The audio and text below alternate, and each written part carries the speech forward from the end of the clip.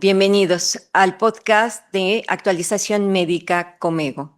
En este momento abordaremos un tema por demás relevante, que es un problema que afecta a millones de mujeres diariamente: infecciones vaginales. Y para ello es importante tener personas expertas en el área, como es el doctor José Tirán Saucedo, quien es médico ginecobstetra e infectólogo con referencia nacional e internacional en esta área. Bienvenido, doctor Tirán. Muchas gracias, doctora Elsa. Es un placer estar aquí con ustedes. Al contrario, muy amable. Vamos a tener aquí algunas preguntas muy importantes para revisar cuál sería la situación del fracaso terapéutico y qué significa esta situación. Más que hablar de un microorganismo, son muchos los microorganismos que están o forman parte del ecosistema vaginal. Siempre vamos a tener algún cultivo que nos pueda aventar algún tipo de organismo muy variado. El verdadero problema viene en el fracaso en el manejo, porque vamos a tener que ver esto como entidades particulares que engloban grupos de microorganismos, ya así sea las vaginosis o tengamos las infecciones por hongos o tricomonas, etcétera. Entonces, dentro de estos grupos vamos a tener diferentes clases o tipos de bacterias o hongos o protozoarios involucrados. El verdadero problema radica en que el abordaje de estos grupos o de estas entidades conlleva a un fracaso al momento del tratamiento, y esto está condicionado por una gran cantidad de factores que va desde el no diagnóstico correcto, la no identificación, la no revisión de los pacientes, entre muchos otros, que lleva a tomar una decisión sobre un manejo que pudiera parecer sencillo de inicio, algo que pudiera parecer coloquial, pero que sin embargo tiene un impacto muy profundo en la vida de las mujeres y de nuestras pacientes. ¿Cuáles serían las red flags en el diagnóstico clínico de las infecciones vaginales, doctor? Fíjate, qué padre que usas el término red flags, porque es más fácil acordarse de ellas de esa manera. Históricamente, cuando estuvimos en la escuela de medicina, cuando pasamos por los servicios en la residencia, nos aventaban como algo muy sencillo el manejo de las infecciones vaginales, como algo que no tenía chiste. Y uno de ellos era, o lo que les trato de transmitir muchas veces a mis residentes y a los colegas es, hay veces que las pacientes te van a hablar y por teléfono le estamos preguntando, oiga, ¿y de qué color es el flujo? Como si tuviéramos el Pantone y la paciente te dijera, ¿sabes qué? Es el cuadrito del Pantone número tal, y sobre eso determináramos un diagnóstico. Entonces, el color vaginal, pues es dependiente de la secreción, no del organismo, ¿sí? Y eso es algo muy importante y que puede variar y llevar errores. El determinar un diagnóstico exclusivamente en base al olor, el no hacer pruebas en tu oficina, el no medir el pH, por ejemplo, o el no hacer pruebas de aminas, o una prueba de KOH, o no considerar otros red flags que puede haber una infección mixta, que cada vez tenemos eso de una manera más frecuente, así como el dejar de lado cosas que tenemos que preguntarles, como el uso de jabones para el área genital, si fuman, o qué tanto se automedican, o son mal medicadas, porque muchas veces le echamos la culpa al paciente, pero el error número uno es el cuadro gripal o el cuadro viral y que le están dando antibiótico, y eso tiene un impacto directo en el ecosistema vaginal y condiciona la aparición de infecciones. Doctor, ¿qué factores considera más relevantes para distinguir entre infecciones simples e infecciones recurrentes? El determinar la recurrencia de una infección es muy importante y tiene que ser, de hecho, con la semiología del interrogatorio con las pacientes, hacer ese rastreo histórico de lo que han tenido de medicamentos que les han dado, pero sobre todo los episodios. Se acordó establecer que arriba de 4 infecciones al año se considera ya una recurrencia, y entonces el manejo de estas infecciones es distinto, se manejan como una infección complicada. Doctor, ¿qué le parece si hablamos sobre los red flags que existen en torno al tratamiento? ¿Dónde estarían los errores más comunes? Mira, uno de los principales, y para hacer un debido balanceo de las principales fallas, no todo depende del doctor. Aquí hay una gran contribución de las pacientes y sobre todo de las farmacias. Las farmacias están cambiando recetas. Eso es un hecho, es algo que hemos padecido durante mucho tiempo, pero también las pacientes van y creen que por evitarse una consulta compran algún medicamento OTC que no requieren receta y se lo aplican. Entonces, dosis mal administradas, incompletas, por tiempo inadecuado, ya cuando llegan con nosotros, pues ya vienen complicadas, ya no es la misma infección sencilla de un inicio que podía resolver. Entonces, hay esta combinación. Además, obviamente, hay un montón de combinaciones que les están ofreciendo que no tienen respaldo científico. No hay fundamento que justifique desde una perspectiva clínico-científica el uso en estas pacientes. Esto tiene más un origen de marqueteo. También tenemos medicamentos de monodosis que con un adecuado diagnóstico funcionan bien. El problema es que el adecuado diagnóstico no se lleva a cabo y no se lleva a cabo la semiología. Entonces, también ese es un problema grave y donde fallan. Y obviamente, uno de los mayores factores que está creciendo en México ahorita, y precisamente por ese descontrol en la prescripción, o sea, como tú sabes, fluconazol se los dan ahorita sin receta y ya itraconazol ya está entrando también ahí. Entonces, en México tenemos 25% de resistencia a fluconazol con cándida, nomás para empezar. Y eso es sin tomar en cuenta también los defectos que tenemos en la red de laboratorios clínicos, que cuando tú mandas un exudado vaginal o un cultivo, te reportan nada más cándida SPP, no te dicen la subespecie, mucho menos te corren resistencia. Entonces, es muy diferente cómo vas a tratar una albicans, asumiendo que no fuera resistente a fluconazol. Ya tenemos datos publicados de 25% de resistencia y tenemos, por ejemplo, que te va a tocar una Candida tropicalis o Guillermondi, el tratamiento es diferente, no es lo mismo. Entonces, ahí hay varios gaps. Por eso es que es tan importante que citen a esa paciente, la vean, la revisen y le hagan las pruebas para poder afinar mucho mejor la terapéutica. ¿Qué datos tan importantes nos está dando, doctor? Y sobre todo basados en un buen diagnóstico para llevar a cabo el tratamiento más adecuado. Y cuando hablamos de combinaciones, ¿qué opina del uso de combinaciones de triple acción disponibles actualmente en el mercado? Hay las de triple y la de cuádruple y que lleguen las de quíntuple acción, ¿sí? Hay, nuevamente, si nos vamos a la medicina basada en evidencia y a los estudios que realmente son validados respecto al uso de antibióticos para agentes patológicos específicos, no hay una justificante para crear combinaciones tan amplias, ¿sí? Es decir, tenemos combinaciones que han inundado el mercado y la tendencia de lo que tenemos de los últimos estudios en el instituto, pues este crecimiento en, por ejemplo, la incorporación de lidocaína, que no tiene ninguna evidencia, no hay un solo estudio publicado a nivel mundial que haya mostrado que la lidocaína tiene un efecto antibiótico a nivel vaginal, o sea, de entrada. Tenemos otros medicamentos donde son combinaciones que tienen dos medicamentos que van en el mismo sentido, es decir, es una sinergia. Le agregan clindamicina, a veces con tinidazol, pues no tiene sentido porque los dos tienen el mismo espectro. Y otras de estas combinaciones, vamos, parte de lo que le ofrecen al doctor es, pues ya no tienes que pensar. O sea, tú das esto y le vas a pegar a lo que sea. Ojo, todos los lineamientos mundiales, como tú conoces, Elsa, en los foros que hemos estado, marcan el tratamiento vía oral para tricomona.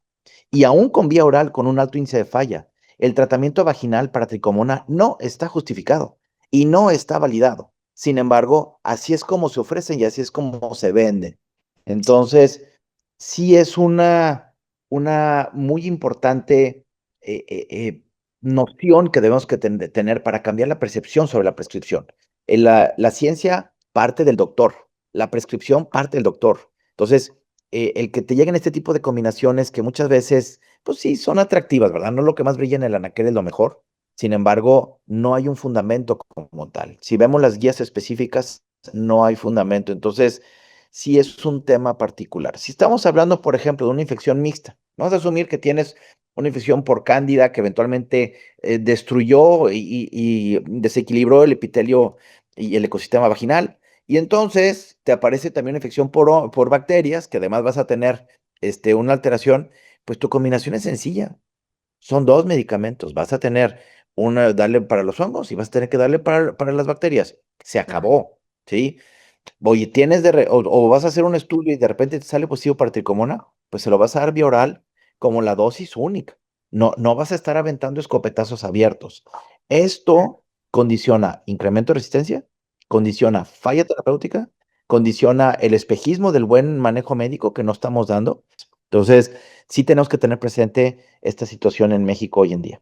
Todas estas situaciones nos lleva a otra condicionante, doctor, las recurrencias y los fracasos terapéuticos. Entonces, ¿cómo debemos de actuar o de abordar a estas pacientes con múltiples tratamientos y que acuden prácticamente con nosotros con múltiples recetas porque hay un fracaso terapéutico? ¿Cómo las abordamos? Lo primero que tenemos que hacer tenemos que ser extremadamente empáticos y entender que una infección recurrente destroza la calidad de vida de las pacientes, ¿sí? Al final de la historia, quien está pagando los platos rotos son estas pacientes que no encuentran la solución, arruina su vida de pareja, no pueden desempeñar sus labores normales porque están incómodas. Si tuviéramos un poco esta sensibilidad, entonces nos daríamos cuenta que tenemos que hacer un trabajo más a detalle diagnóstico y cuidar lo que prescribimos. Sobre todo, cuidar lo que prescribimos. Una paciente que ya viene, vamos a decir, multitratada, ya no tiene un ecosistema vaginal balanceado como lo tenía originalmente, tiene una mayor tendencia a tener una recurrencia. Hay que evaluar precisamente sus factores de riesgo utilizando jabones genitales, porque ese es otro tema enorme de problema de que causa recurrencia. Si están utilizando toallas sanitarias o protectores diarios, si están automedicándose con otras cosas o que le están prescribiendo, para poder gradualmente llevarlas a una normalidad. Algo que tenemos que tener muy presente es que una vez que una paciente entra en una recurrencia, no hay tratamiento mágico de una dosis, ni de un solo episodio. Tienen que darle seguimiento y tienen que volverla a ver. Entonces, hay esquemas ya muy bien establecidos, basados en evidencia, por ejemplo, para infecciones con hongos, con tratamientos seriados semanales durante 6 meses. Hay esquemas para infecciones recurrentes donde sabemos que el uso, por ejemplo, de metronidazol lamentablemente condiciona recurrencias hasta en un 66% en los siguientes 2 meses. Buscar alternativas y por eso es que si vemos las guías, por ejemplo, lo publicado por el Colegio Americano de Ginecología y Obstetricia en el boletín del 2020 y el 21 ratificado por la CDC, viene precisamente como los medicamentos de elección de primera línea está clindamicina, está metronidazol o metronidazol y clindamicina. Y de segunda línea viene tinidazol, cenidazol, otros. Pero tener en cuenta cómo son tratamientos dirigidos. No es un óvulo mágico o una combinación mágica que tiene no sé cuántos componentes, que esa no es la solución, porque ya estas infecciones, al entrar en recurrencia, se convierten en complicadas. El tratamiento requiere 10, 14 días, seguimiento posterior. O sea, son pacientes que van a tener que acompañar un rato para que las puedan llevar a buen puerto, sacarlas adelante y recuperen la calidad de vida. Usted tocó dos temas aquí importantes. La primera es esa paciente, por ejemplo, que tiene candidiasis recurrente y que tenemos que acompañarla y darle tratamientos de mantenimiento hasta de 6 meses. En el caso de las vaginosis bacterianas, existe un rol de tratamiento con un papel de indicación para el mantenimiento de vaginosis bacteriana recurrente. Sí hay protocolos ya descritos y obviamente están en estudio. O sea, no quisiera dejar como la mala prescripción y dar una orientación porque apenas se están estudiando, Ujú. pero sí hay protocolos en los cuales se están dando manejo seriado y están en estudio para poder aportar algo, tomando en cuenta que estas ya son infecciones complejas. Los esquemas semanales, ¿sí? De dosis cortas, para es parte de lo que está siendo estudiado. Y también tenemos espejismos en el mercado en ese sentido. Ahora se está poniendo muy de moda, tú sabes, ya todo el mundo quiere ácido bórico. Ya creen que con eso es la bala de plata, que con eso van a arreglar todo. Y nuevamente, no funciona así, ¿eh? No, Ya. no, no, el ácido bórico de hecho es menos eficiente que la nistatina.